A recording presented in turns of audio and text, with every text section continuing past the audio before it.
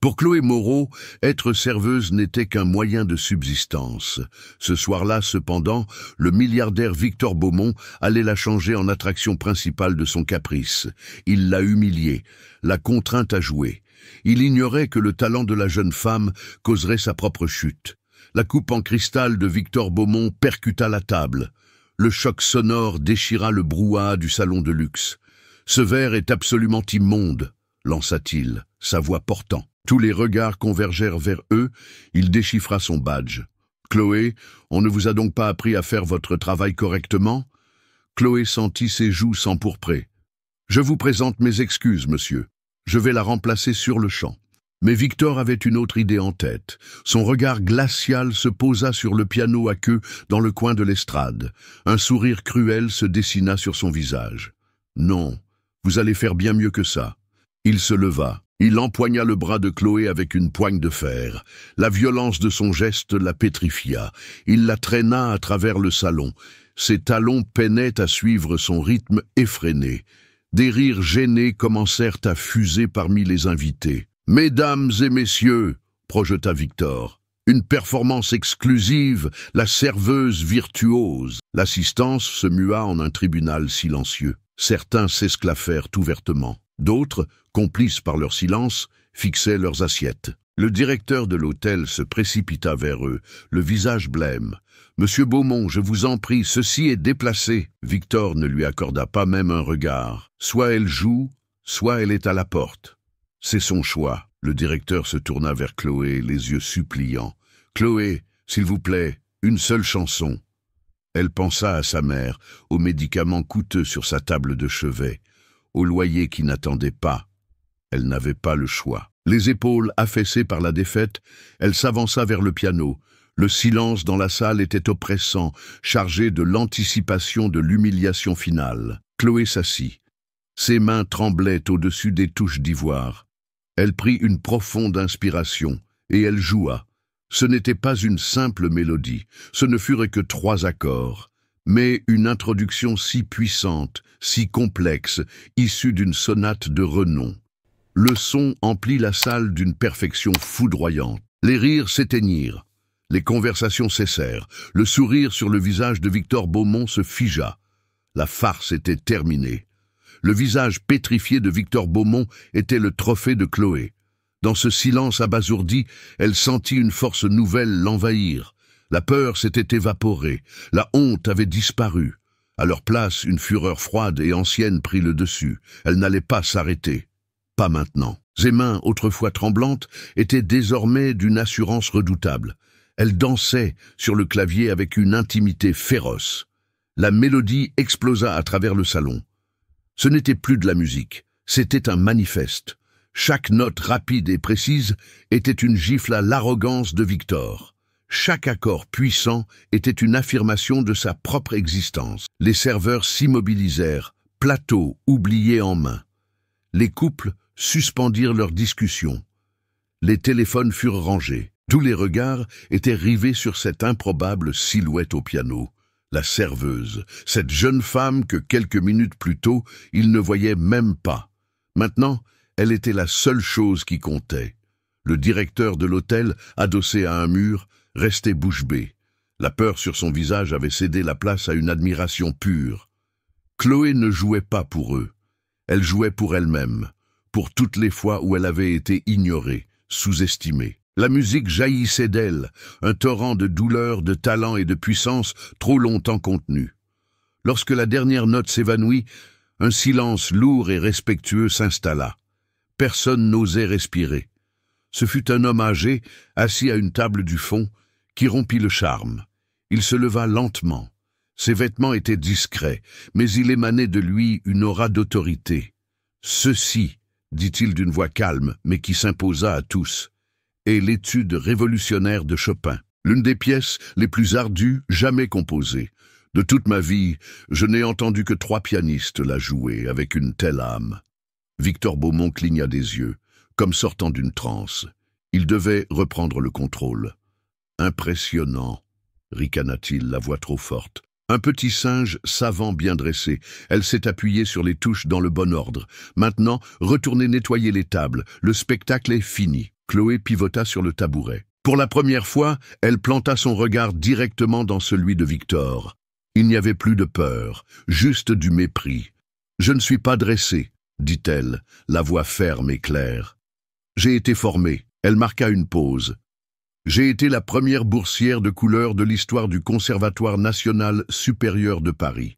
J'ai dû abandonner cette bourse il y a 2 ans. » Un murmure parcourut l'assemblée. Victor éclata d'un rire incrédule. « Quelle histoire pathétique! Vous venez d'inventer ça? Ma mère est tombée malade, » continua Chloé, l'ignorant. « Son traitement coûtait plus cher que mon rêve. Alors j'ai troqué mon piano contre un plateau. Des gens comme vous m'ont appris que le monde accorde plus de valeur à un vers propre qu'à une sonate parfaite. » L'homme âgé s'approcha de la scène. « Je savais que ce talent ne m'était pas inconnu, » dit-il, les yeux sur Chloé. « Vous êtes Chloé Moreau. Vous avez remporté le concours national des jeunes solistes il y a 5 ans.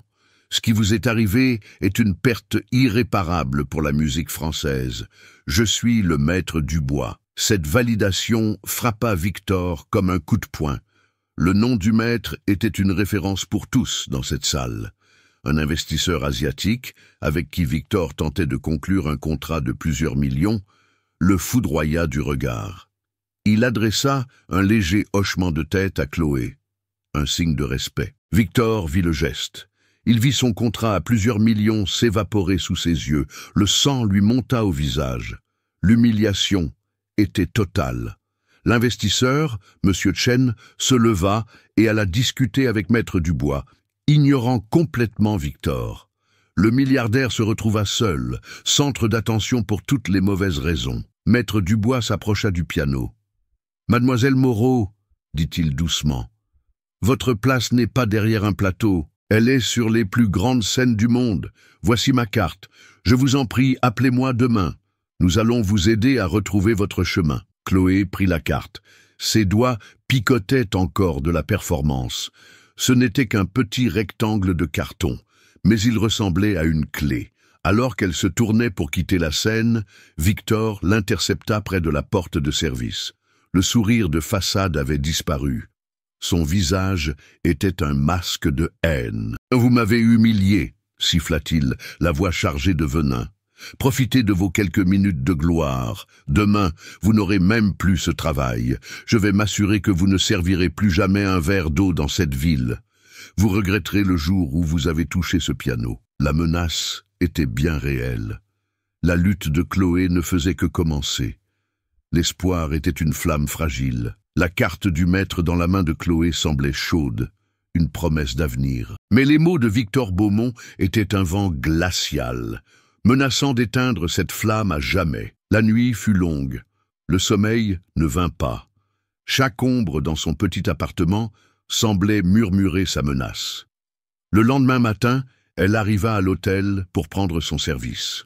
L'atmosphère était pesante. Les collègues qui l'avaient félicité la veille détournaient maintenant le regard. Le directeur, M. Lambert, l'attendait à la porte de son bureau.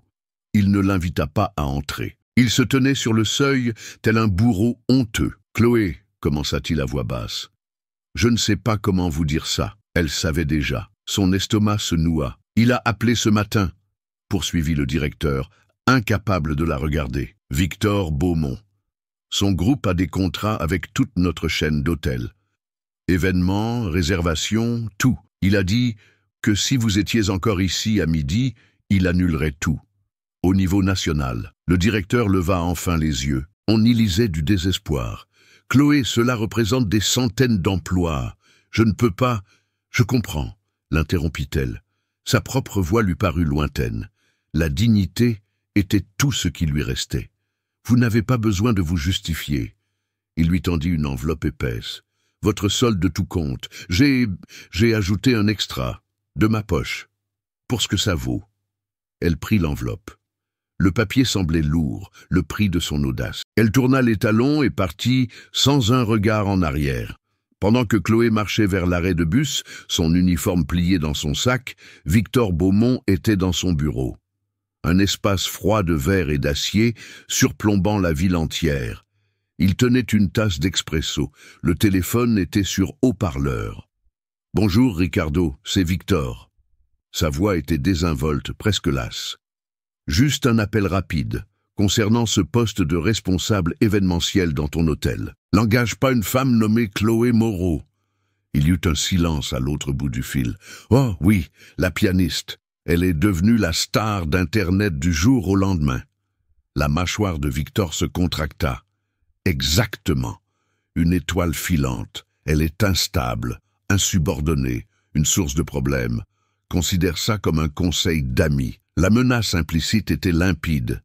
Il raccrocha, prit une gorgée de café et composa le numéro suivant. Il passa 6 autres appels ce matin-là, aux propriétaires des meilleurs hôtels, restaurants et salles de réception de la ville. Il ne criait pas, ne menaçait pas ouvertement. Il se contentait de conseiller, et dans son monde, un conseil de sa part était un ordre. Il empoisonnait chaque puits, fermait chaque porte. Il était en train d'effacer Chloé de la carte de la ville. Dans les jours qui suivirent, Chloé découvrit l'étendue de son efficacité. Vêtue de sa meilleure tenue, elle se rendit à un entretien au Grand Hôtel Palace. La directrice des RH fut impressionnée. « Votre CV est excellent, Chloé. Votre expérience au Plaza est un atout majeur. » Puis, la directrice relut son nom. Une lueur de reconnaissance s'alluma dans ses yeux. Sa posture changea. « Vous savez, nous vous recontacterons. » Chloé ne reçut jamais cet appel. Elle tenta sa chance dans un restaurant italien chic. Le propriétaire, un homme jovial, la reconnut immédiatement. « Ma petite, vous avez été fantastique, mais je ne peux pas. Monsieur Beaumont dîne ici 3 fois par semaine. Vous comprenez ?» Il semblait sincèrement désolé, mais pas au point de risquer son affaire. L'espoir commença à s'effriter.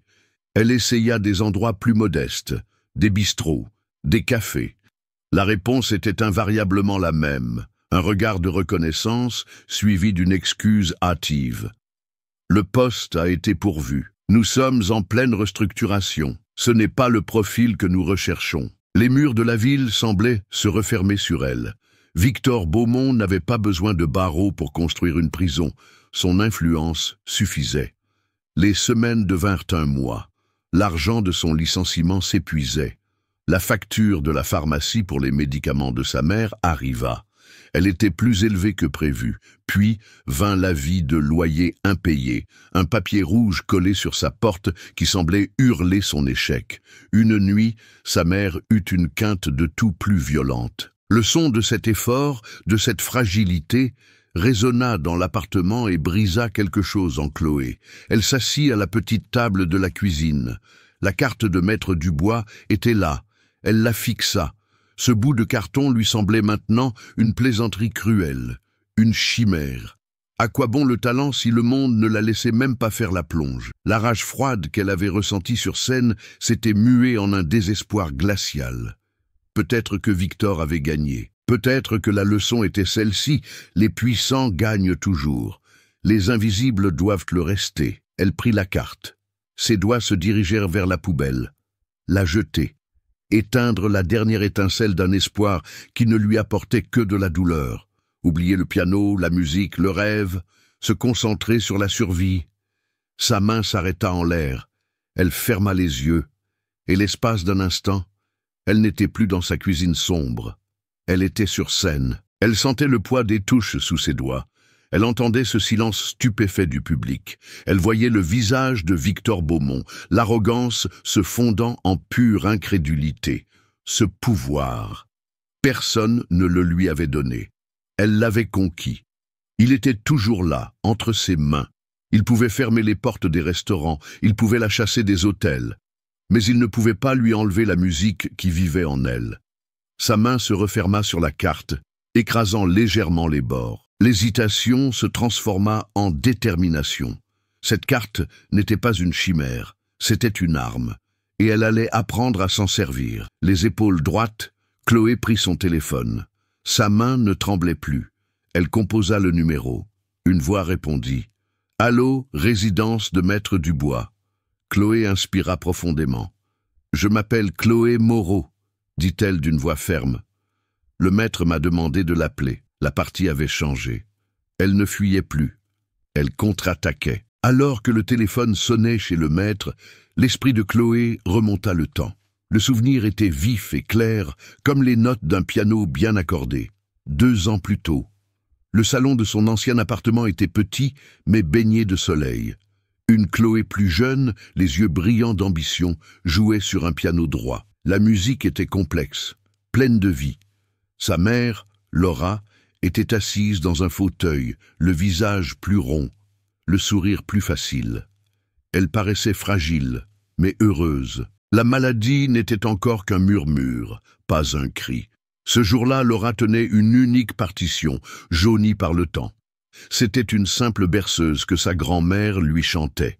« Tu joueras sur les plus grandes scènes du monde, ma chérie, » disait Laura, la voix vibrante de fierté. « Tu joueras pour des rois et des reines, mais n'oublie jamais cette mélodie, c'est notre histoire, ce sont nos racines. » Elle tendit la partition à Chloé. Ce papier devint une amulette, une promesse. La scène changea. Le soleil du salon fut remplacé par la lumière froide et stérile d'un cabinet médical. Elles étaient assises face à un médecin au visage grave. Ses mots étaient lourds, implacables. Maladie dégénérative, traitement à vie, médicaments importés. Le coup est... Chloé cessa d'écouter les chiffres. Elle regardait seulement la main de sa mère, qui tremblait légèrement sur ses genoux. À cet instant, le son de tous les applaudissements futurs devint inaudible. Seul comptait le son de la respiration de sa mère. Cette nuit-là, la chambre de Chloé était un champ de bataille silencieux. D'un côté de la table, la lettre d'admission. Une bourse complète pour la plus prestigieuse académie de musique de Vienne. Le rêve de sa vie, imprimé sur papier à en tête. De l'autre, le premier devis de la clinique, un chiffre impossible, terrifiant. Son avenir. Et l'avenir de sa mère. Elle prit la partition de la berceuse, ce simple morceau de papier jauni. « N'oublie jamais d'où tu viens !» D'un geste lent et délibéré, elle plia la lettre de Vienne et la rangea au fond d'un tiroir. Le rêve n'était pas mort, seulement en sommeil. La priorité était la vie. La priorité était sa mère. Le lendemain matin, elle commença à chercher son premier emploi de serveuse. La décision avait été rapide. Son poids, lui, durerait éternellement. La voix de Maître Dubois au téléphone fut la première bouée de sauvetage à laquelle Chloé s'accrocha depuis des semaines. « Venez chez moi. Maintenant. » Sa maison n'était pas un manoir, mais un sanctuaire. Les murs étaient tapissés de livres et de partitions. L'air sentait le bois ancien et le papier. Un magnifique piano à queue Bösendorfer dominait le salon, non comme un meuble, mais comme le cœur battant du lieu. C'était un monde où l'art était l'autorité suprême. Chloé raconta tout. Le directeur honteux, les portes closes, le désespoir grandissant. Le maître écouta sans l'interrompre, les doigts joints, l'expression grave. « Je m'en doutais, » dit-il à la fin. « Le pouvoir de Victor Beaumont ne vient pas de son argent, Chloé. Il vient de la peur qu'il inspire. C'est un prédateur qui chasse en meute, et c'est le silence des autres qui le rend fort. » Il se leva. « J'ai passé quelques appels après cette soirée. La ville vous est fermée, du moins par les portes principales. » Le cœur de Chloé se serra. « Mais nous n'allons pas utiliser la grande porte, » poursuivit le maître, une lueur de défi dans le regard. « Nous allons forcer l'entrée de service pour nous emparer de la scène principale. » Il lui tendit une clé. « C'est la clé de mon studio privé, au conservatoire.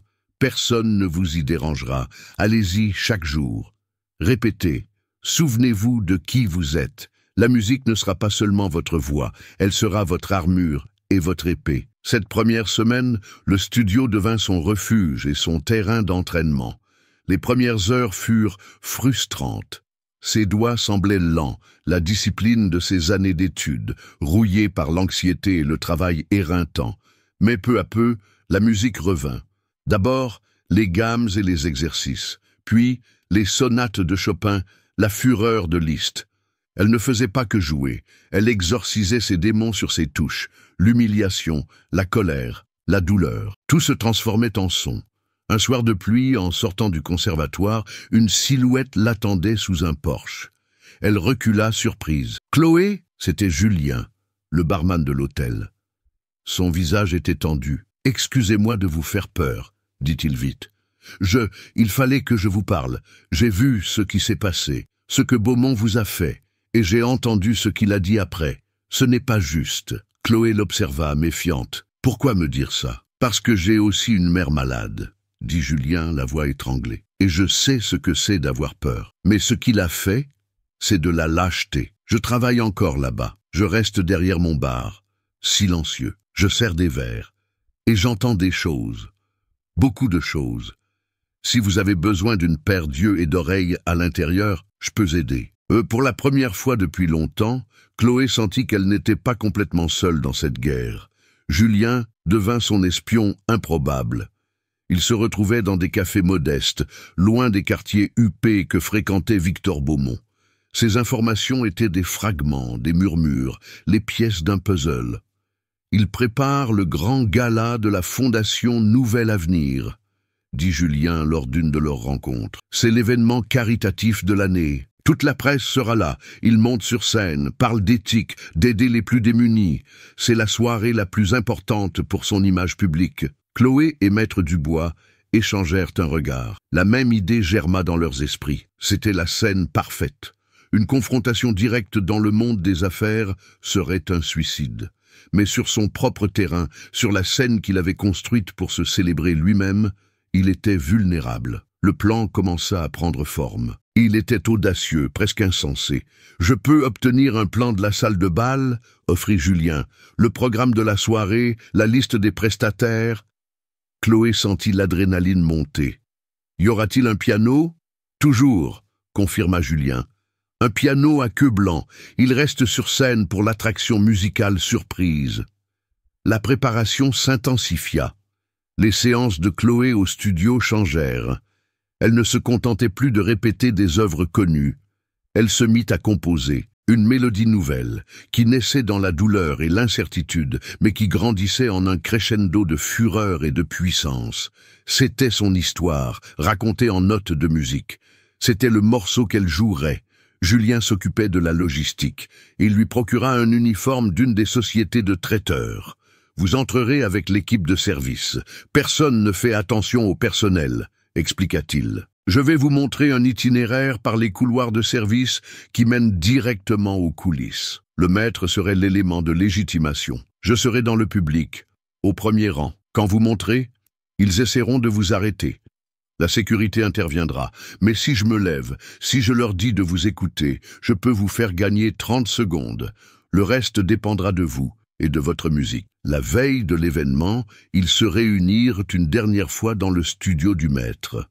Le plan était étalé sur la table, le plan de la salle, le programme, les points de risque. « C'est de la folie, » dit Julien, mais il souriait. « C'est le seul moyen, » dit Maître Dubois. Ils regardèrent Chloé. Elle était assise au piano, les épaules droites, le visage calme. « Il m'a pris mon travail, mes moyens de subsistance, » dit-elle, plus pour elle-même que pour eux. Il ne prendra pas mon âme. Elle posa les doigts sur les touches et joua les premiers accords de sa composition. Le son était une promesse. C'était le son de la bataille à venir. L'énergie dans le studio du maître était électrique. Le plan, bien que risqué, semblait solide. Pour la première fois, Chloé sentit une véritable lueur d'espoir. Ils avaient une stratégie, des alliés. Une chance. Ce sentiment de puissance était nouveau et enivrant, mais ils avaient sous-estimé la paranoïa d'un homme comme Victor Beaumont. Victor n'était pas seulement riche, c'était un prédateur territorial. L'humiliation publique qu'il avait subie n'était pas oubliée. Elle était archivée, et la nouvelle que Maître Dubois, un pilier de la haute société, avait pris sous son aile une serveuse à problème, lui parvint rapidement. Cette coïncidence était inacceptable. Il ne croyait qu'aux conspirations. Depuis sa tour de verre, il passa un unique appel, pas à l'un de ses cadres, mais à un homme de l'ombre, un détective privé cher et discret. L'ordre était simple. « Chloé Moreau, je veux tout savoir. Où elle mange, où elle dort, et surtout, ce qu'elle a le plus peur de perdre. » 2 jours plus tard, une fine enveloppe était sur le bureau de Victor. Les informations étaient succinctes, ce qui les rendait d'autant plus puissantes. Un appartement modeste, une vie sans luxe, et un unique point de pression, sa mère, Laura Moreau. Le rapport détaillait son état de santé, le nom de la clinique de soins palliatifs et le statut de son traitement, dépendant de la bienveillance et des programmes caritatifs de la petite institution. Victor Beaumont regarda le nom de la clinique, et il sourit. Il avait trouvé sa faiblesse, sa jugulaire. À la clinique, la directrice administrative, une femme nommée Hélène, reçut un appel qui la glaça. La voix à l'autre bout était calme, polie, mais le message était un point de fer. C'était l'assistant de M. Beaumont. Il parlait d'un don anonyme et substantiel qui pourrait sauver la clinique de la faillite. Un don qui moderniserait les équipements et assurerait l'avenir de l'institution pour une décennie. Hélène pleura de gratitude. Puis vinrent les conditions. Le donateur anonyme exigeait une révision immédiate de tous les cas de bienfaisance pour garantir la viabilité fiscale. Le nom de Laura Moreau fut mentionné comme un cas d'exemple. La gratitude d'Hélène se transforma en une boule d'angoisse dans son estomac. Le téléphone de Chloé sonna. Elle était en pleine répétition, la musique coulant avec une force qu'elle n'avait pas sentie depuis des années. Elle répondit, encore essoufflée. La voix était impersonnelle, bureaucratique. « Mademoiselle Moreau, j'appelle de la part de la clinique Bien Vivre. Il y a eu une restructuration de notre politique d'aide financière. Nous sommes au regret de vous informer que le traitement de votre mère sera suspendu sous 48 heures, à moins que le solde intégral ne soit réglé. » Chloé sentit le sol se dérober. Le solde intégral? Mais nous avons un accord, un échéancier. Les politiques ont changé, mademoiselle. La nouvelle direction l'exige. Quel est le montant? Balbutia Chloé. Le chiffre que la femme cita était astronomique. C'était le prix d'un appartement de luxe, plus d'argent qu'elle n'enverrait de toute sa vie. Elle raccrocha, le corps tremblant. Avant qu'elle ne puisse accuser le choc, le téléphone sonna de nouveau. Numéro masqué. Elle décrocha. « Bonjour, Chloé. » La voix de Victor Beaumont était douce, presque intime. Son calme était la chose la plus terrifiante qu'elle ait jamais entendue. « J'imagine que votre journée vient de s'assombrir, » poursuivit-il. « Les cliniques sont des entreprises coûteuses. Elles ont besoin de bienfaiteurs. Et je suis un homme très, très généreux. » Chloé ne pouvait pas parler. L'air n'entrait plus dans ses poumons. « Le gala est demain soir, » dit Victor. « Je veux que vous restiez chez vous. Regardez à la télévision si ça vous chante.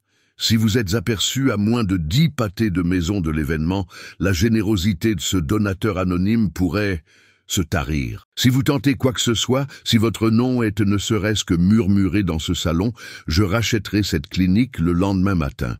Et mon premier ordre, en tant que propriétaire, sera de mettre une certaine patiente sur le trottoir. » Le silence au téléphone était absolu. « Comprenez-vous, Chloé, votre petite vengeance ou la vie de votre mère?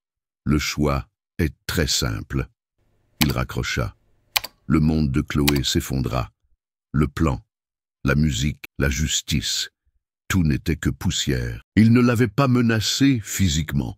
Ce n'était pas nécessaire. Il l'avait piégée de la manière la plus cruelle qui soit, en utilisant son amour comme une arme contre elle. Elle tomba à genoux sur le sol du studio, le téléphone à côté d'elle. Le piano en face d'elle semblait la narguer. Quel pouvoir avait cette musique maintenant? Aucun. Elle était inutile. Les mains tremblantes, elle appela Julien. Sa voix n'était qu'un murmure creux.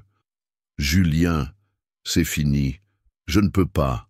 Annule tout. » Il protesta, demanda ce qui s'était passé, mais elle ne fit que répéter la phrase, comme un automate brisé. « C'est fini. » L'appel au maître fut le plus difficile. Il écouta en silence, tandis qu'elle expliquait le chantage. « C'est monstrueux !» explosa-t-il. « Vous ne pouvez pas céder, Chloé. C'est ce qu'il veut. C'est ma mère, maître !» sanglota-t-elle, les larmes coulant enfin. « Ce n'est pas une partie d'échecs. C'est sa vie. Je ne la parierai pour rien au monde. C'est fini. » Elle raccrocha avant qu'il ne puisse répliquer. Ce soir-là, Chloé rentra à son appartement. L'uniforme de service que Julien lui avait donné était plié sur une chaise. La partition de sa nouvelle composition était sur la table. Les symboles d'une bataille qu'elle avait déjà perdue. Elle regarda par la fenêtre la ville qui l'avait écrasée. Victor Beaumont avait gagné. Il n'y avait plus d'espoir. Le gala de la Fondation Nouvel Avenir était l'événement le plus select de l'année. Les caméras de télévision diffusaient en direct depuis le tapis rouge.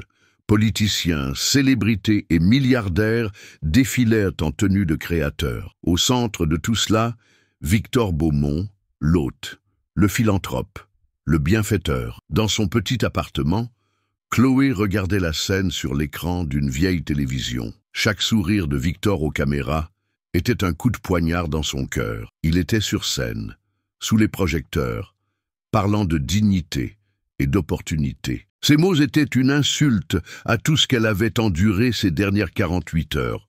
La défaite était amère, un goût de cendre dans la bouche. Sa mère était en sécurité, mais au prix terrible de son silence, de sa victoire à lui.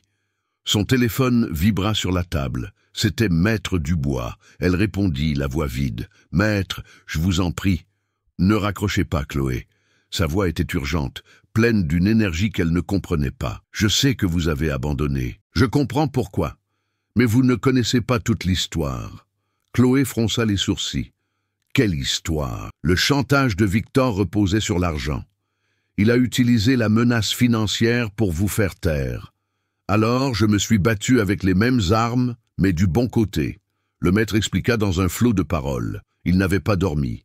Il avait passé les dernières 24 heures au téléphone, activant son propre réseau. Des membres de conseils d'administration, de vieux amis à la tête de fondations honnêtes, des gens qui lui devaient des faveurs, et surtout, des gens qui méprisaient la tyrannie d'hommes comme Victor Beaumont. « J'ai appelé M. Chen, l'investisseur qui était à l'hôtel, » dit le maître. Il a été horrifié par l'histoire. Ensemble, nous avons contacté la direction de la clinique. Nous n'avons pas fait un don. Nous avons créé un fonds de dotation perpétuelle pour l'établissement. Un fonds légalement blindé, au nom de la Fondation pour la musique classique et avec le soutien des industries Chen. La clinique est sauvée pour toujours. Et la première clause du contrat garantit le traitement à vie et gratuit de Laura Moreau. Chloé se mit debout, le téléphone collé à l'oreille. « Ils ne peuvent plus la toucher, Chloé. » La voix du maître était un coup de tonnerre. « Son pouvoir sur vous est terminé. Il ne le sait juste pas encore. Le plan tient toujours. Julien vous attend à l'entrée de service. Vous avez 20 minutes. » Le maître raccrocha. Un instant, Chloé resta paralysée. La liberté était une sensation si soudaine, si écrasante, qu'elle pouvait à peine respirer. Puis, le choc se transforma en feu. La fureur qu'elle avait réprimée revint avec la force d'un ouragan.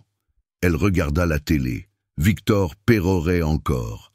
Elle attrapa l'uniforme. Il n'y avait plus de temps pour réfléchir. La course à travers la ville fut un flou. Le taxi se faufilait dans le trafic du samedi soir. L'esprit de Chloé était clair, affûté comme une lame de rasoir. Elle ne sentait pas la peur. Elle sentait une détermination absolue. Julien l'attendait dans l'ombre de l'entrée de service, le visage pâle d'anxiété. « Tu es venu, » murmura-t-il, soulagé. « Je pensais que... »« On n'a pas le temps, » le coupa-t-elle, enfilant déjà la veste de service par-dessus ses vêtements. Où en est-il de son discours? Il entame la partie finale. « Les remerciements. On a 5 minutes, grand maximum. » Ils coururent à travers les couloirs labyrinthiques des coulisses. L'odeur de nourriture et de désinfectant, le bruit des assiettes et des casseroles, tout contrastait avec le son feutré et grandiose qui provenait de la salle principale. La voix de Victor Beaumont résonnait dans les couloirs, amplifiée, parce que la vraie mesure d'un homme n'est pas ce qu'il accumule, mais ce qu'il donne. Chloé s'arrêta devant un miroir fissuré, ajustant ses cheveux sous une toque. Son reflet était celui d'une employée anonyme, mais ses yeux brûlaient. Ils arrivèrent en coulisses. L'obscurité était presque totale, mais la lumière de la scène filtrait à travers les lourds rideaux. Victor était là, à moins de 20 mètres, baigné d'un halo de lumière blanche. Il était l'image même de la vertu. Ah, et c'est pourquoi la Fondation Nouvel Avenir s'engage à ne jamais tourner le dos à ceux qui sont dans le besoin. C'était le signal. Le cœur battant à tout rompre, Chloé fit un pas hors de l'ombre et marcha vers la lumière. Le premier à la remarquer fut un caméraman, puis le premier rang. Un murmure se propagea dans le salon. Victor s'interrompit au milieu d'une phrase, perplexe. Qui était cette femme? Une serveuse en train d'envahir sa scène? Son visage passa de la confusion à la reconnaissance, et de la reconnaissance à une fureur sombre et absolue. « Sécurité !» aboya-t-il dans le micro. Deux hommes en costume noir se dirigèrent rapidement vers elle. Le public retint son souffle, mais alors, au premier rang, Maître Dubois se leva. « Attendez !» Sa voix de baryton retentit dans la salle, chargée d'une autorité incontestable. « Laissez-la jouer !» Les agents de sécurité s'arrêtèrent, hésitants, regardant tour à tour Victor et le maître. Cette hésitation fut tout ce dont Chloé avait besoin. Elle s'assit au piano à queue blanc. Elle ne regarda pas Victor, elle ne regarda pas le public. Elle regarda les touches, ses seuls et vrais alliés, et puis elle joua.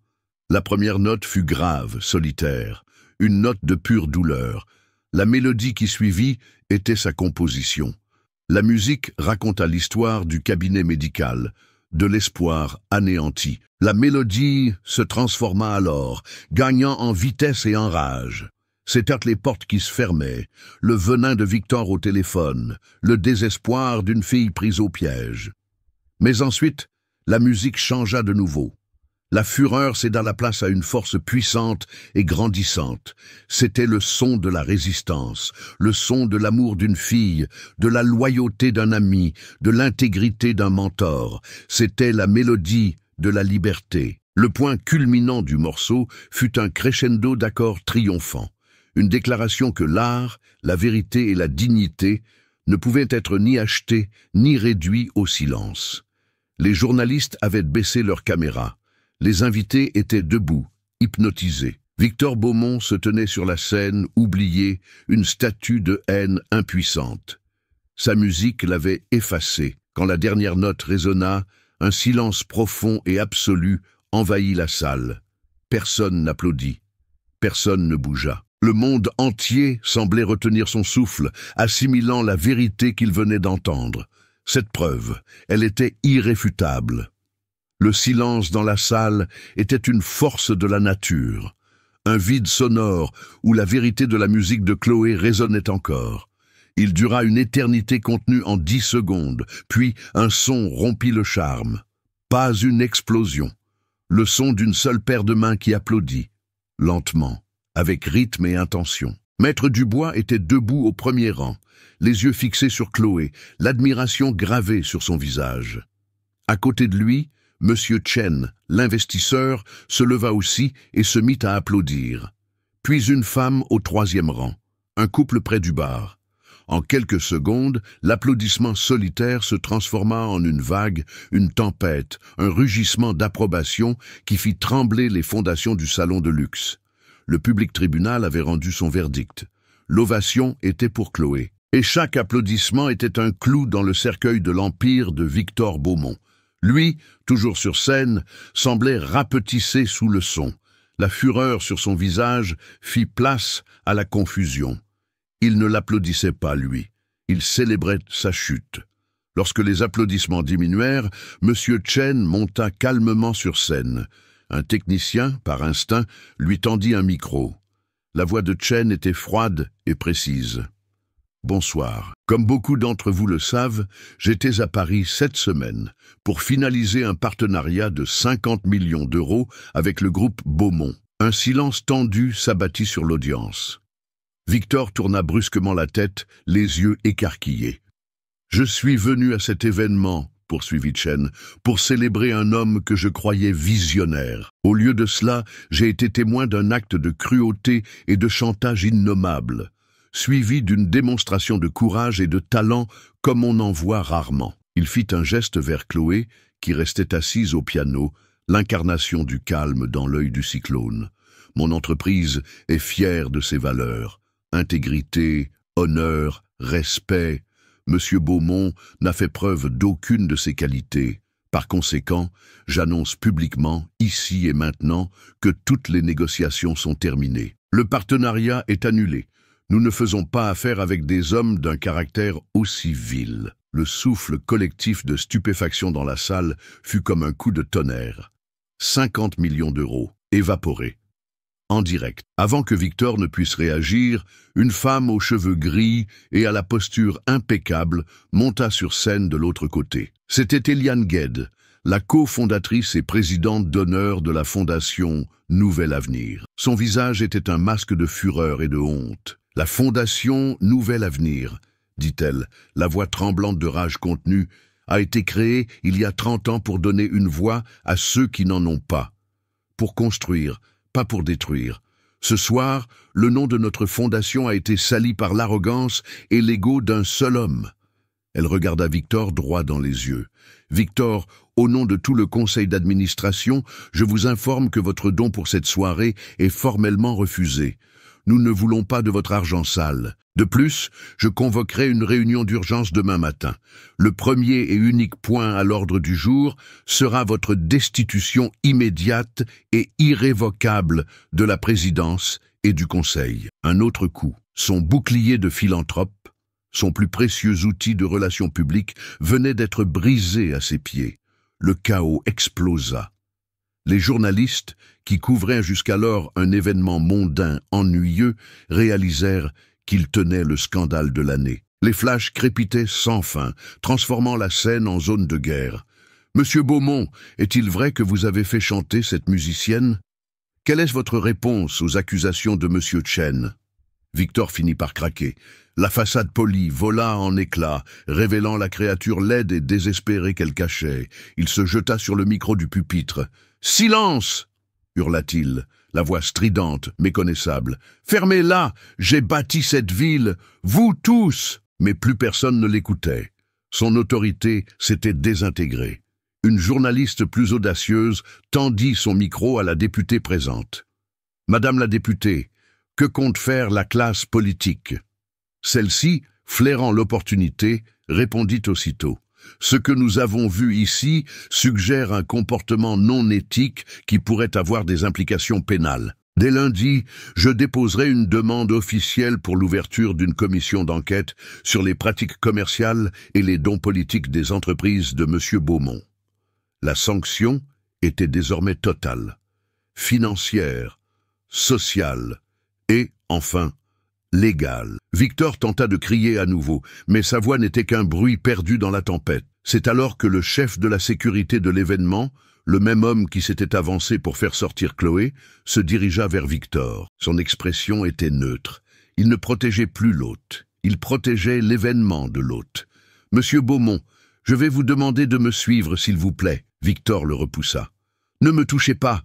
Vous êtes virés. Vous êtes tous virés. » Mais ces mots n'avaient plus aucun poids. Le chef de la sécurité, aidé d'un autre garde, saisit les bras de Victor. Il se débattit. La scène était pathétique. Le milliardaire tout-puissant, le maître de l'univers, traîné hors de sa propre scène comme un ivrogne. Son visage, rouge de rage et d'humiliation, fut la dernière image que tous virent avant qu'il ne disparaisse dans l'obscurité des coulisses. Ses cris de déni s'éteignant faiblement dans le salon, la sanction publique était complète. Avec le départ de Victor Beaumont, un vide de pouvoir momentané s'installa sur scène. Le bruit de la foule était une mer de voix désordonnées. Les organisateurs couraient dans tous les sens, ne sachant comment réagir. Le script de la soirée avait été brûlé. En coulisses, la chute finale de Victor fut silencieuse et humiliante. Il fut emmené dans un couloir de service en béton froid, loin des tapis et des lustres. Il crachait encore des menaces. « Cette ville m'appartient. Vous irez en prison. Vos familles crèveront de faim. » Les gardes ne répondirent pas. L'un d'eux parla dans sa radio, d'une voix monotone. « Le paquet est maîtrisé. En cours d'évacuation. Le paquet. » Victor Beaumont avait été réduit à un objet, un problème à régler. Ils le poussèrent dans un monte-charge, le même que celui utilisé pour les ordures et les caisses. Les portes métalliques se refermèrent sur son visage tordu de haine. C'était la fin. De retour dans la salle, la confusion du public commença à se transformer. Comme une boussole trouvant le nord. Tous les regards, toutes les caméras, toute l'énergie du lieu se tournèrent vers le seul point de calme et de véritable pouvoir. Chloé, elle était toujours assise au piano. Ses mains reposaient sur les touches. Elle n'avait pas bougé pendant l'effondrement de Victor. Elle n'en avait pas eu besoin.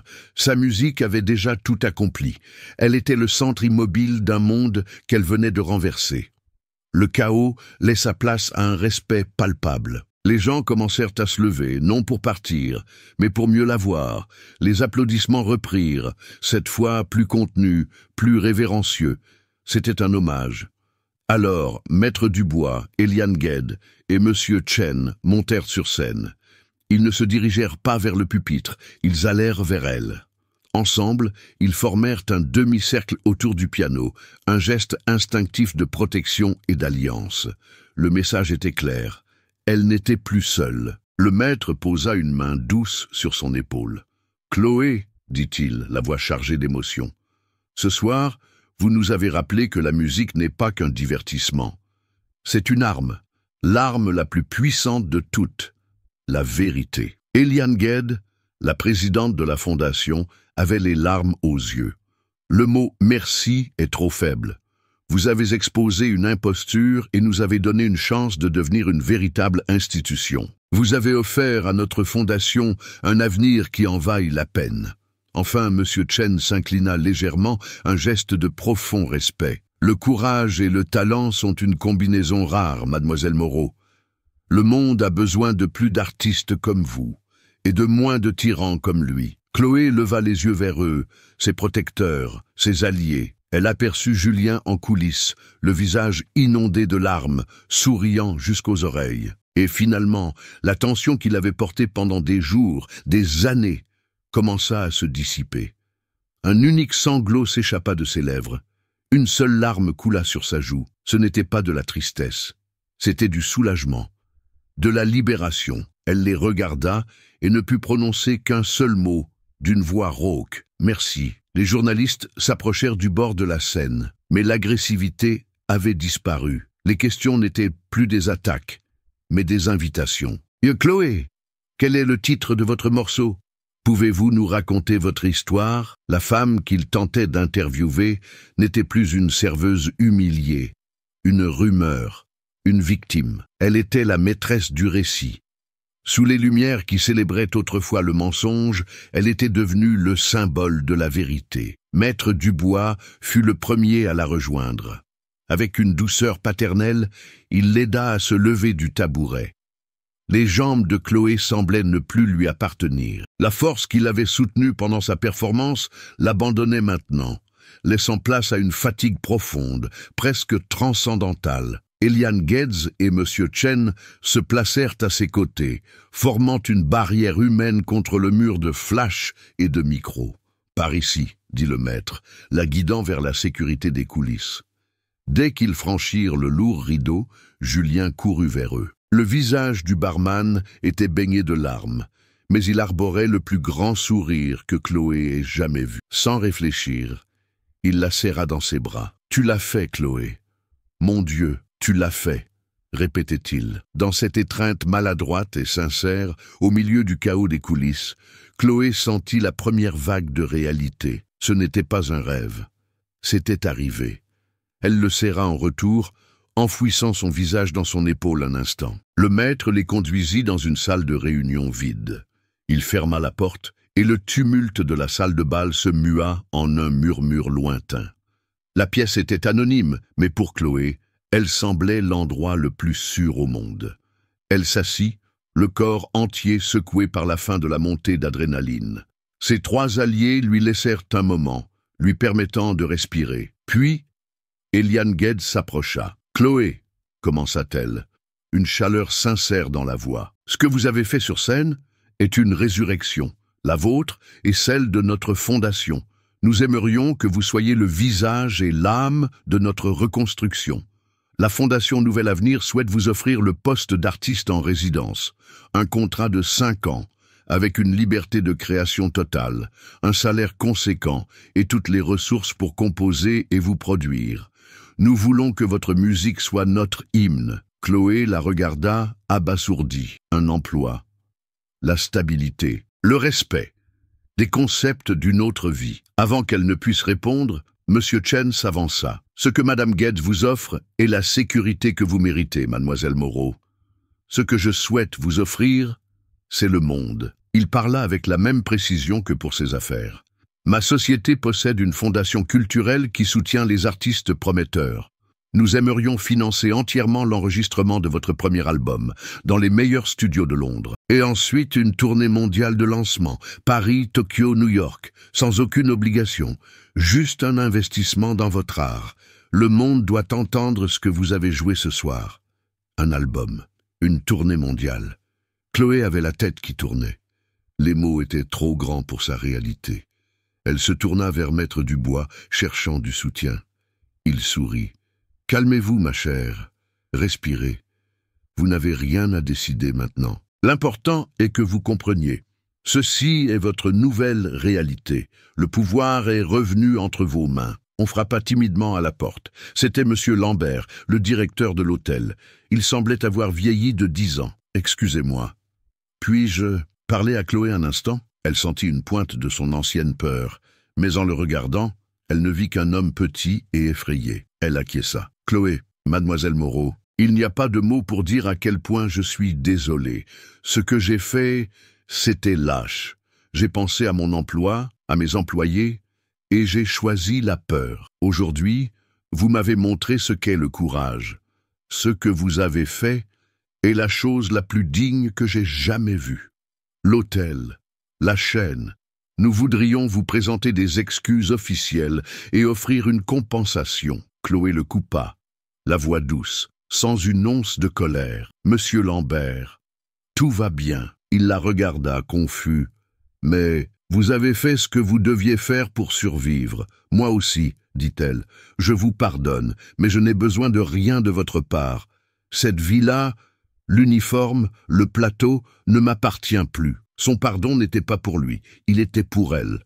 L'acte final pour se libérer de ce passé. Le directeur hocha la tête, humilié par sa grâce, et se retira en silence. Le cycle de l'humiliation était enfin brisé. Alors, Chloé fit la seule chose qui comptait vraiment. Elle prit son téléphone. Sa main était parfaitement stable. Elle composa le numéro qu'elle connaissait par cœur. « Allô, maman ?» dit-elle, la voix enfin brisée par l'émotion. « C'est moi. Oui, je regarde la télé aussi. Oui, c'est bien moi.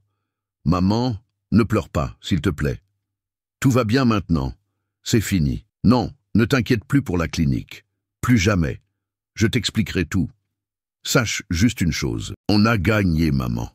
On a enfin gagné. 1 heure plus tard, la foule s'était dispersée. Le maître l'aida à enfiler un manteau qu'Eliane lui avait trouvé. « Rentrons à la maison », dit-il. Il ne la fit pas passer par la sortie de service. Il la guida à travers la salle de bal maintenant silencieuse, le hall en marbre, jusqu'à la grande porte tournante de l'entrée principale. Dehors, quelques journalistes attendaient encore. Quand Chloé apparut, les flashs crépitèrent. Mais cette fois, ce n'était pas une chasse.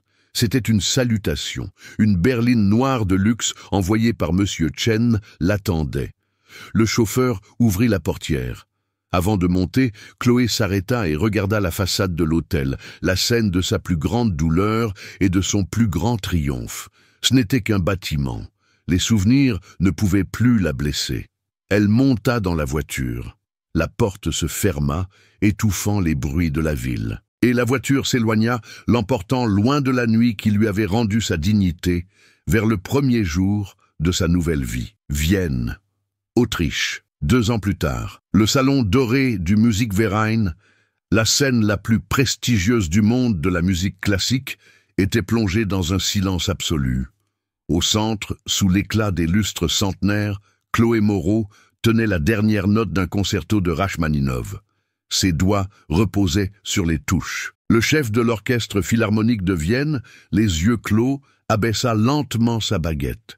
Le silence qui suivit dura un instant, mais il contenait le poids de l'histoire. Puis, la salle explosa. Le public se leva comme un seul homme, une mer de visages extasiés.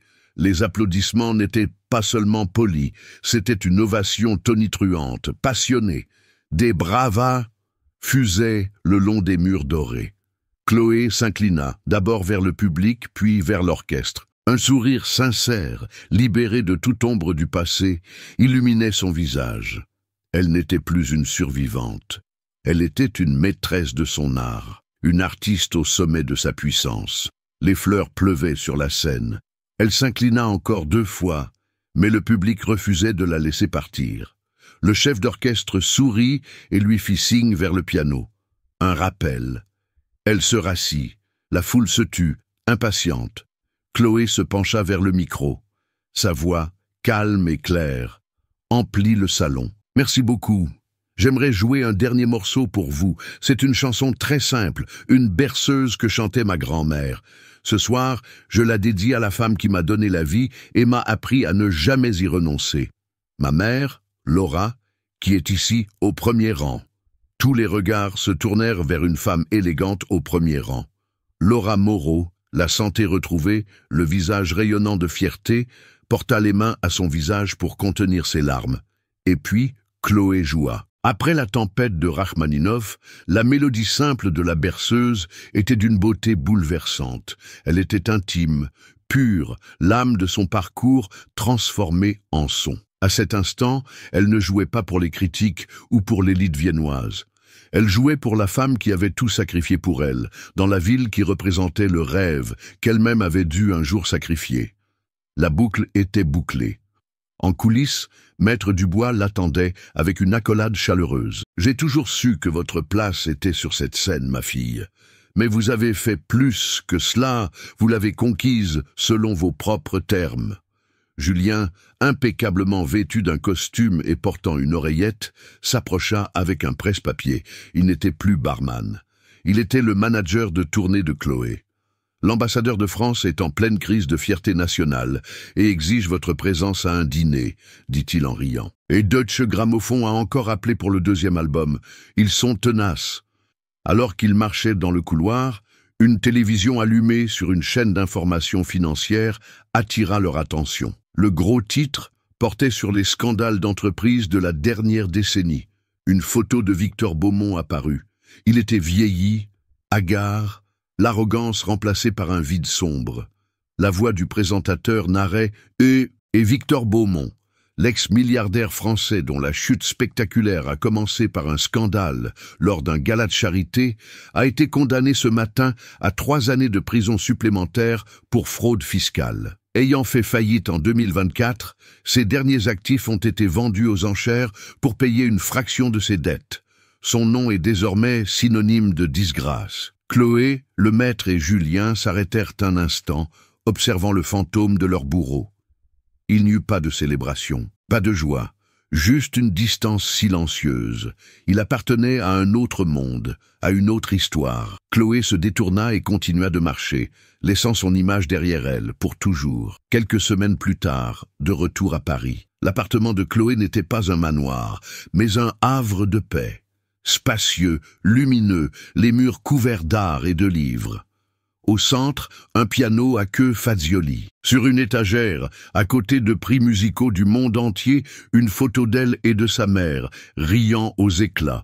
Laura était sur le balcon, s'occupant d'un petit jardin d'orchidées.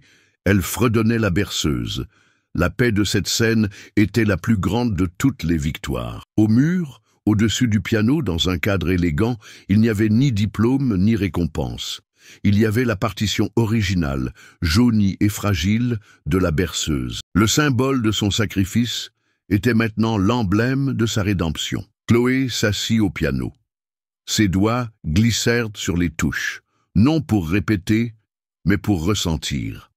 Elle regarda sa mère, la partition au mur, la ville qui s'étendait au-delà de la fenêtre.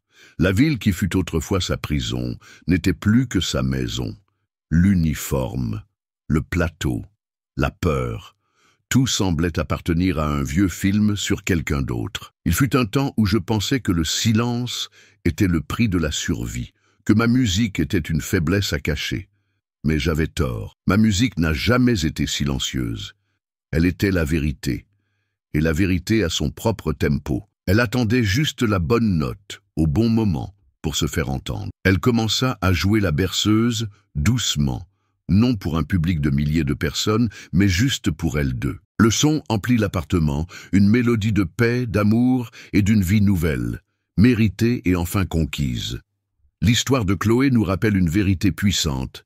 La vraie valeur d'une personne ne réside jamais dans son badge ou son uniforme, mais dans son âme et son talent. Combien de fois croisons-nous des personnes incroyables sans voir l'univers qu'elles portent en elles? Le monde est plein d'artistes servant des tables, de génies conduisant des voitures, de héros nettoyant le sol sur lequel nous marchons. La dignité n'a pas de prix, et l'esprit humain, lorsqu'il est provoqué, est la force la plus puissante qui soit.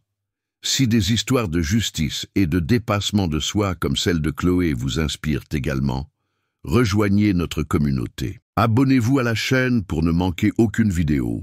Activez les notifications et partagez cette histoire avec quelqu'un qui a besoin de se souvenir du pouvoir qui sommeille en lui. Ici, nous croyons que ceux qui ont été humiliés seront, un jour, exaltés. À la prochaine.